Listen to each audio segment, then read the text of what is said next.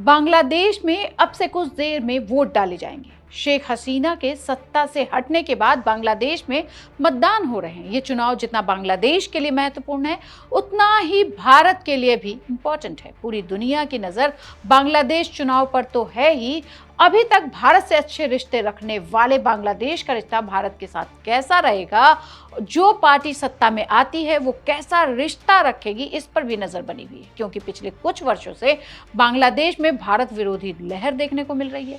हिंदुओं को मारा जा रहा है, पॉलिटिकल पार्टीज भारत विरोधी नारे दे रही हैं। बांग्लादेश की पूर्व पीएम शेख हसीना चुनाव का हिस्सा नहीं है, वो पिछले 1 साल से भारत में शरण लिए हुई हैं और जिसकी वजह से भारत को बांग्लादेश के लोग अपना दुश्मन मान रहे हैं। बांग्लादेश अपने आप में अनूठा देश है। यहाँ जो भी पार्टी सत्ता में होती है वो अपनी प्रतिद्वंदी पार्टी पर बैन लगा देती है।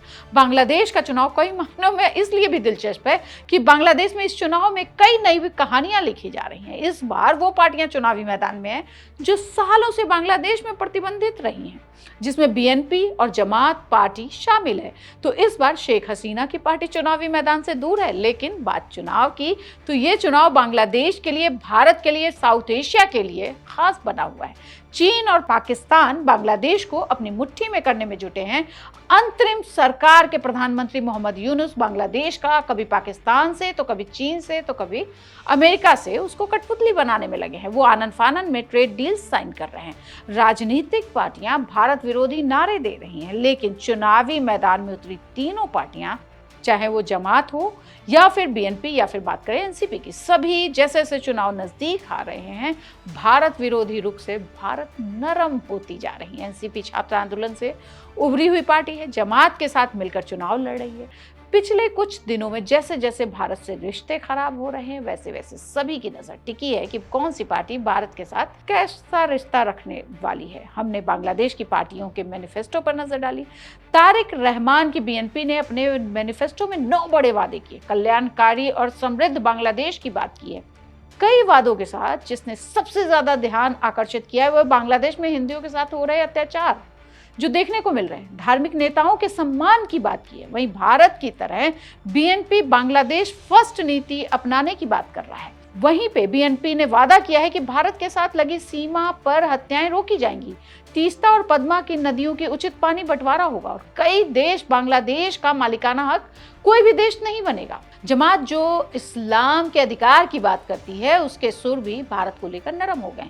जमात बीएनपी की तरह आर्थिक दृष्टि से मजबूत बनाने की बात कर रही है, इस्लामी बैंकिंग और शरिया आधारित फाइनेंस का भी वादा किया है। वहीं जो सबसे अहम है वो है पड़ोसियों यानी भारत के साथ सम्मानजनक संबंध बनाने की बात, लेकिन वो मुस्लिम देशों से संबंध अच्छे करने की बात कर रही है। और बांग्लादेश के सफीकुर रहमान जो हैं वो लगातार इस्लाम को बढ़ावा देने की बात कर रहे हैं।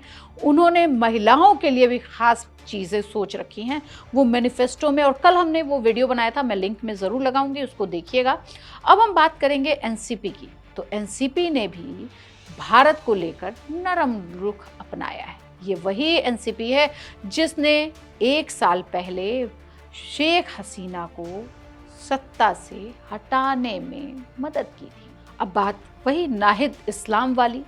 एनसीपी ने अपने मैनिफेस्टो में युवाओं के अधिकारों की बात की है, लेकिन बेरोजगारी पर भी बात की। लेकिन सबसे अहम जो दिखा वो है कि वो भारत से रिश्ते कैसे रखेंगे। सीमा पर हत्याएं हो रही हैं, उसको रोकना, बंटवारा, पानी बंटवारा, रोहिंग्या के समाधान की भी बात एनसीपी ने की है। 350 सीटों वाला बांग्लादेश 300 सदस्यों के साथ चुनाव लड़ा है। वहीं 50 सांसदों की सीधा चुनाव होगा और उनको सदन में चुना जाएगा। बीएनपी के मुखिया और पूर्व पीएम खालिदा जिया के बेटे तो वर्षों बाद बांग्लादेश में लौटे हैं। उनसे खासी उम्मीदें हैं। जब वे लौटे तो उन्होंने नरेंद्र मोदी के नक्शे कदम पे ही सबसे पहले धरती को प्रणाम किया। देश में उतरते ही मिट्टी को सिर पे लगाया। लेकिन बात बांग्लादेश की कल्याणकारी योजनाओं की, तो पार्टी ने कई बड़े वादे भारत की कल्याणकारी योजनाओं से लिए। बांग्लादेश की लगभग सभी पार्टियों ने अपने मैनिफेस्टो में भारत से कुछ ना कुछ जरूर लिया है, जिसमें किसान कल्याण, कौशल विकास और शिक्षा से जुड़े वादे भी शामिल हैं। तारिक रहमान बीएनपी ने अपने मैनिफेस्टो में 9 बड़े वादे कल्याणकारी समृद्ध बांग्लादेश की बात की है, वादों में परिवार कार्ड जिसमें 2500 कैश रुपए देने की बात की है, गरीबों को राशन देने की बात की है, किसान कार्ड में किसानों को सब्सिडी, आसान लोन, फसल बीमा के वादे किए हैं। विकासशील और विकसित हो रहे देशों में बड़ी समस्या हेल्थ की है, तो बांग्लादेश ने बेहतर इलाज के लिए मातृ शिशु स्वास्थ्य दर पर फोकस की बात की है। वहीं शिक्षा में गरीबों के लिए mid day meal, skill development और गर्ल्स के लिए फ्री पोस्ट ग्रेजुएशन की बात भी की है। आर्थिक रूप से समृद्ध बनाने के लिए बांग्लादेश की बात की जा रही है और सर्वे ने बताया है कि बीएनपी के रहमान ही इस बार चुनाव जीतने जा रहे हैं। ऐसी ही और खबरों के लिए देखते रहिए इंडिया.com।